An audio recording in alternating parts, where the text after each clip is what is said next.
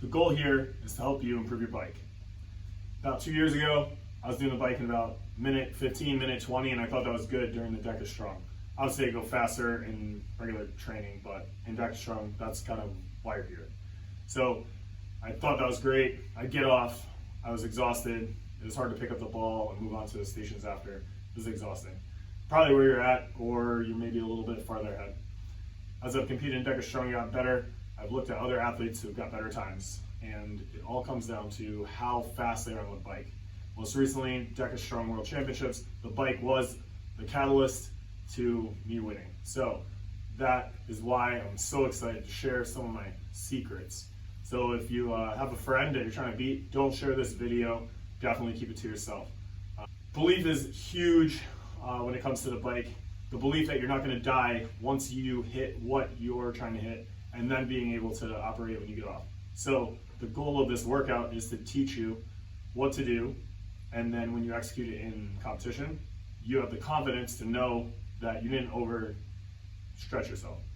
In studying all the Ryans, the Ryan Kent, Ryan Corning, Ryan Geiger, Rich Ryan, and all the other Ryans out there, as their times got better, it came down to their bikes getting better. 115 was good until 105 was good. And then I'd see someone do 60, and then sub 60, and then 55, and then 50. And I kept seeing them do that, and that built my belief in myself that I could also improve my bike. Maybe not to match them initially, but at least I could get a little bit better than I was. And this is gonna help you figure out how to do that for you. Maybe not 15-second bike tomorrow, but we will drastically improve your bike. So there's two metrics that people talk about. One, RPMs, and two is watts. I'm not gonna talk about watts, so we're just gonna stick to RPMs, keep it simple. RPM stands for revolutions per minute, so that's how many times you pedal in 60 seconds. So that's what we're gonna use today. To start off, we're gonna talk about the energy systems. The first and top is the phosphocreatine energy system, then the glycolytic energy system, and then the aerobic energy system, fueled by your fast twitch creatine, fueled by carbs, fueled by fats. So 3 energy systems, phosphocreatine, it's good for fast bursts, that sprint. Problem is it only lasts a very short amount of time. If you play video games like Madden or NHL or whatever, you have that speed burst button. You can use that, but it's gonna run out and the meter goes down. Then if you don't come off of that, the meter doesn't refill. Next is glycogen, that's fueled by carbs, and it's high effort, but not maximal effort. So you could go pretty fast for a while, but once you exceed that, you're gonna run out of gas and it's gonna hurt and you're gonna slow down. Aerobic is built by fat and it's slow, easy efforts. Obviously, we all wanna perform at our best, which increases intensity, but there's a byproduct that comes along with that. It's called lactate. Everyone's heard of lactic acid. Well, it's really lactate and hydrogen ions, but whatever, same concept. The more intense work you do, the more lactate builds up, and then you build burn in your muscles. And if you can't clear it out, then it's gonna shut you down. Now let's talk about the amount of time. Phosphocreatine provides about a 20-second burst of energy, and it runs out. Glycogen, glycolytic energy system, 20 minutes of high intensity effort, and aerobic. Basically unlimited. Even the skinniest person you know has tens of thousands or hundreds of thousands of stored calories on their body, so you're never gonna run out of this one. Problem is, if you wanna go fast and you only have economy fuel, you're not gonna get very fast, and you won't do it at a high intensity. If you watch people compete in DEKA, whether it's strong, fit, or mile, you see a lot of people blow up on the bike. So they burn out of this, and then they're trying to hold here for too long, and they're trying to use this intensity with this gas source, and they don't have it. So their body shuts them down because they've developed so much lactate that they're dead, and they can't even pedal like 34 RPMs. So those are the energy systems. As we go through this video, and as we go through this training, just know we want to leverage this, but we want to also cycle our intensities so we can utilize this and not get subjected to only having this left. Also, you see, that's why a lot of people that do DEKA FIT really slow down or in high rocks.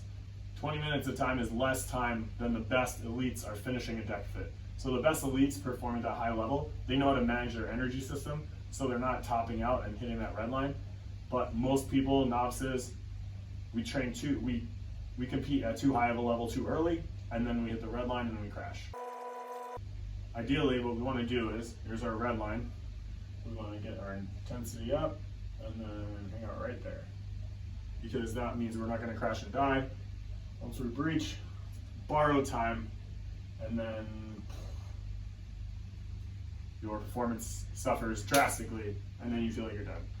All right, before you do this workout, you should have a couple things. One, you should have done a 25-calorie time trial. Get on the bike, press start, smash that as hard as you can. We need that baseline data, so that way, once you do this workout, you can kind of measure your progressions. When you do that time trial, if you push the button, target calories, and then smash, once you're done, it should give you two things, an average RPMs and a max RPMs. So capture both of those in your notebook. Time to completion, max RPMs, the highest you got, and average RPMs. All right, this is a secret. Don't tell anybody this, but this is what I've learned over the last year and a half, 2 years, and it's critical to saving energy, being more efficient, and putting a better time on the bike and not dying later. The assault bike monitor doesn't actually record anything you do until it starts counting. And hop on the bike and start pedaling. And how long does it take for that 1 second to show up? Quite a while. I've figured out it's 4 to 5 pedals. You just get on, start pedaling. Even if you press start, there's a delay in the reading and everything from the monitor. So you're not getting calories when you're smashing as soon as you get on. So don't waste your time smashing the bike the second you put your feet on the pedals. My strategy is 7 easy pedals, and then I start a ramp. 4 to 5 is nothing, but I still want a couple more easy pedals, and then a ramp. Think more like a staircase, not just takeoff. Visual people, time, intensity. We're gonna start off slow, we're ramping, we're pedaling easy, then we're gonna ramp up to, call it level 1, whatever. It doesn't matter how many RPMs is there, you're just going on feel, but you're ramping up a bit, and then you kind of flatten out. Then you ramp up again, flatten out, ramp up again, flatten out, ramp up again, flatten out, and then you take off. And then you crash because you're like, I'm exhausted, great, and there's your energy. That's gonna happen. So the strategies in this video will help you get to 25 calories before you do this huge drop off. But essentially, once you're good enough, you don't need to worry about that. You just follow this little sketch and you're done with 25 calories before you hit the drop. All right, phase 1 of this workout, we're gonna get into it. So we're gonna do 5 rounds of this workout, unlimited rest. So you do a round and then take as long as you need. It might be a minute, it might be 5 minutes. Hopefully it's not 5 minutes, but as much time as you need. As you get more fit, the rest interval will drop.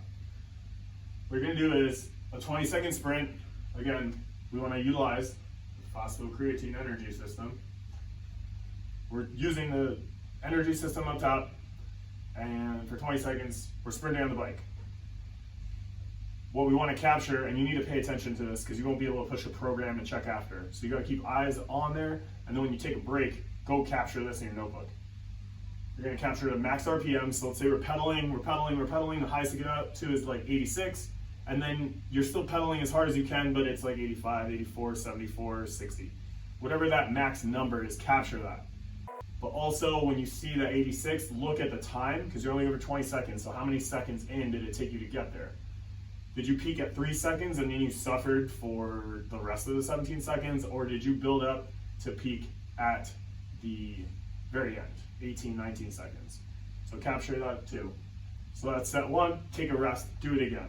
You should have a nice chart in your notebook after showing what you did. Now, even though you hit your 86 RPMs at second 18, you're still gonna pedal through.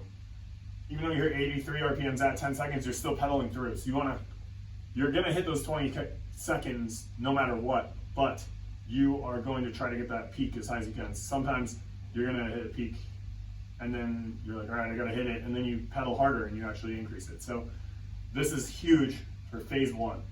All right, phase 2, 5 more rounds. These rounds are capped at 25 calories. So if you hit 25 calories, your round is done, or 90 seconds. So if you're not quite good enough to get there in 90 seconds, that's okay, we'll get there. But you're cut off at 90 seconds. So if you're like, oh, I can never do this, I'm not good enough, this is gonna kill me, as in 90 seconds. If you hit 15 calories in that time, it is what it is. You'll get better, but follow me here. Round 1, 20 seconds. You're going to do the ramp up. We did that already in phase 1. So if you see here, you ramp up, that's your peak. You hit 20 seconds, you're gonna coast.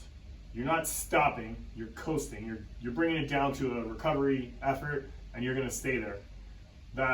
If your peak's 86, your coast might be 50. It really varies on what you're capable of, and you're gonna need to do this workout to figure that out.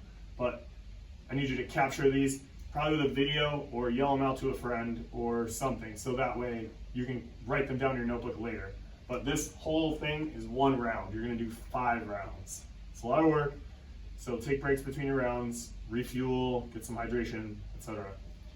So phase 1, you're ramping up. That's gonna be your highest peak. You're definitely not gonna peak higher on any of the other sprints because you're already gassed. Then after you recover, this is probably gonna be your highest recover trough. And then you're gonna sprint again and recover again, and sprint again and recover again. The intervals are 20 seconds on, 20 seconds off. 10 seconds on, 10 seconds off. 5 on, 5 off, 5 on, 5 off until you hit 90 seconds. Those 5s are gonna feel like eternity, and the rests are gonna feel like 0. But that's what we're trying to do here. You'll get a lot of good performance in the early part, and you're gonna really be hurting later. But our goal here is to figure out how many seconds can you really hang.